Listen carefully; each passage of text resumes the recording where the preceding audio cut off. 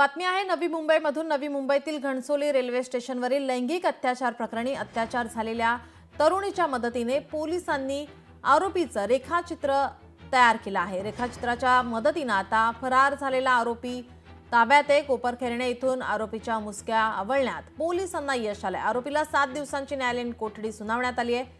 नवी मुंबईतील घणसोली रेल्वे स्टेशनवर एका तरुणीवर लैंगिक अत्याचार झाला होता। या प्रकरणी आता आरोपीला पोलिसांनी ताब्यात घेतलेला आहे। रेखाचित्राच्या मदतीने फरार झालेला आरोपी आता ताब्यात आहे। पोलिसांनी आता त्याला ताब्यात घेतले। त्याला 7 दिवसांची न्यायालयीन कोठडी सुनावण्यात आली आहे। अत्याचार झालेल्या तरुणीच्या मदतीने पोलिसांनी तिच्यावर लैंगिक अत्याचार करणाऱ्या व्यक्तीचे रेखाचित्र रेखाटलं आणि रेखाटलेल्या चित्रामार्फत या आरोपीला शोधण्यात आलेला आहे। आता त्याला ताब्यात घेण्यात आलंय। आरोपीला 7 दिवसांची न्यायालयीन कोठडी सुनावण्यात आली आहे।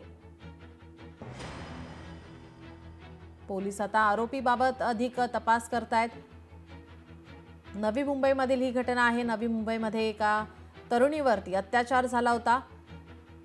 घणसोली रेल्वे स्टेशनवरील लैंगिक अत्याचार प्रकरणी आता आरोपीला पोलिसांनी ताब्यात घेतलंय। 7 दिवसांची न्यायालयीन कोठडी सुनावण्यात आली आहे।